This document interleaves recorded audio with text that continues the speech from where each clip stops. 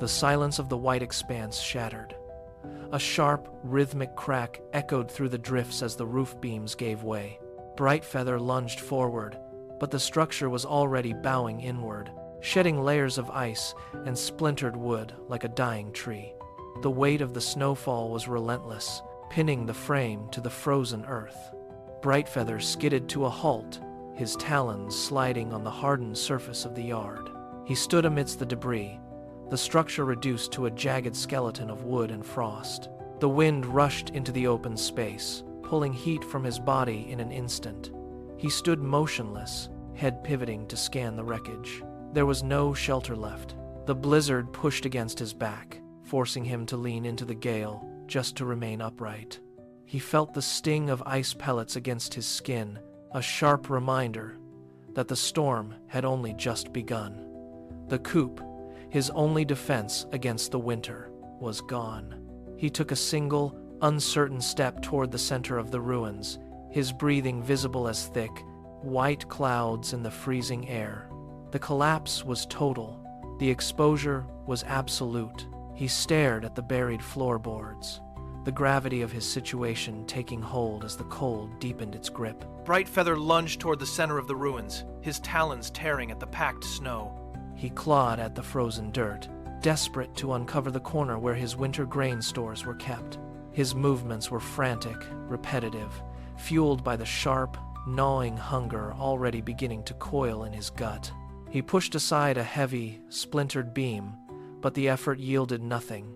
Underneath, the earth was solid, locked tight in a grip of ice.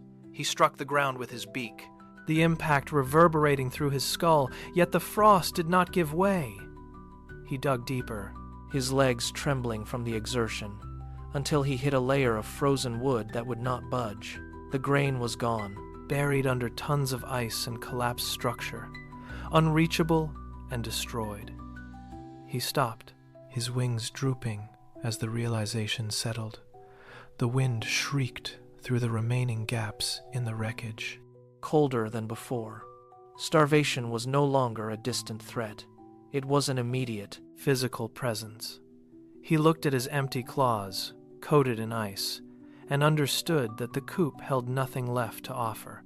He was alone in the path of the storm, and the hunger was already winning. He pulled his head tight against his chest, shielding his beak from the stinging grit of the blizzard. Turning his back on the splintered ruin, he took a heavy, unsteady step forward. His legs felt like leaden weights, trembling with every shift of his balance. The landscape had vanished into a swirling gray void, leaving only the uneven, crusty surface of the snow to guide him. He pushed off, but his talons sank deep into a hidden pocket of powder, sending him lurching sideways. He caught himself, claws scraping against a buried rock, and forced his body upright. The wind slammed into his side, threatening to knock him off course, but he leaned into the pressure. He marched, each movement a deliberate, grueling effort. His muscles burned with the strain of lifting his feet from the thick, frozen drifts. The forest edge appeared as a jagged, dark wall in the distance, his only hope for cover. He did not look back at the wreckage. He focused on the rhythm of his own stride, matching his breathing to the relentless howl of the gale. With every yard gained, the snow grew deeper, dragging at his heels. Yet he kept his eyes locked on the trees. The trek had begun, and the woods were his only path forward.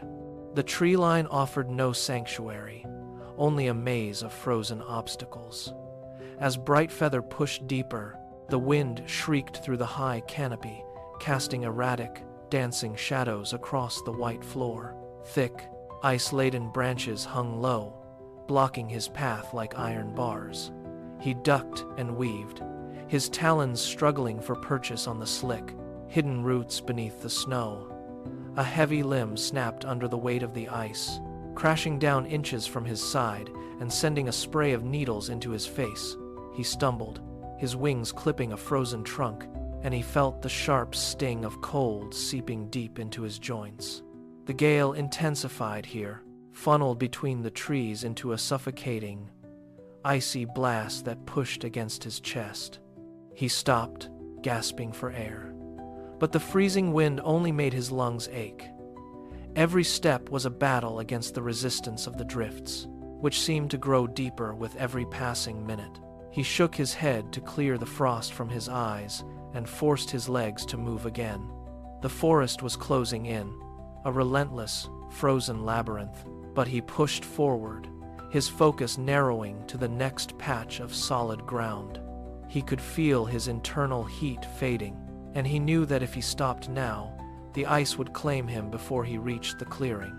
The trees finally thinned, revealing the small, snow-dusted clearing. Brightfeather stumbled into the open, his legs failing him completely. He collapsed, his chest heaving as he pulled in ragged, freezing gasps of air. The cold had settled into his bones, turning his movements sluggish and heavy. He tried to flap, to gain momentum, but his wings were encased in a thick, rigid layer of frost that refused to bend. He folded them tight against his body and began to crawl, his talons gouging deep furrows into the frozen crust. Every inch was a struggle against the numbing weight of his own exhaustion. He reached the mound of earth that marked the burrow, his vision blurring at the edges. He slumped against the wooden frame of the door, his strength nearly spent. With a final, shaking effort, he raised his beak. He tapped a sharp, rhythmic sequence against the wood, a desperate signal of his arrival. He tapped again, faster, his claws clicking hollowly against the grain. The rhythm was uneven, broken by his trembling. He waited, his head lolling against the freezing surface, listening for any sign of movement from within. The wind howled behind him, pushing him harder against the door, but he refused to slide back into the drifts. The wooden frame groaned, and the door swung inward. A blur of movement caught him as Mischief reached out, hooking a grip onto his wing to drag him across the threshold. The transition was instantaneous. The roar of the blizzard was silenced by the thick, packed earth of the tunnel walls. Brightfeather tumbled onto the packed dirt floor, his weight dragging behind him. For a moment, he did not move. The sheer intensity of the warmth felt like a physical weight pressing against his skin. His eyes adjusted, flickering wide as the darkness of the passage gave way to the sight of the storeroom. Piles of golden wheat were stacked high against the curved walls, catching the dim light.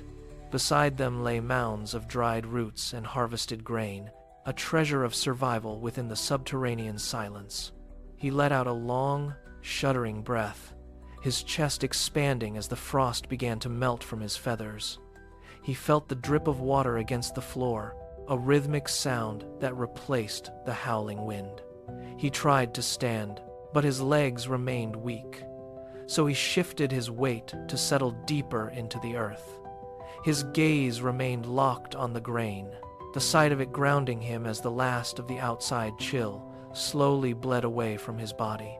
Mischief moved with quick, rhythmic jerks, pushing a heavy burlap sack across the packed dirt toward the center of the room. A second pile followed, a mound of dried corn that spilled across the floor like scattered beads.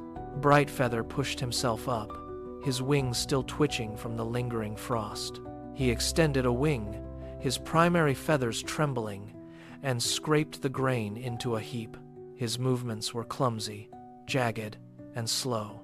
He reached for a length of sturdy vine lying near the wall, his claws fumbling with the ends. He looped the vine around the sack, cinching it tight.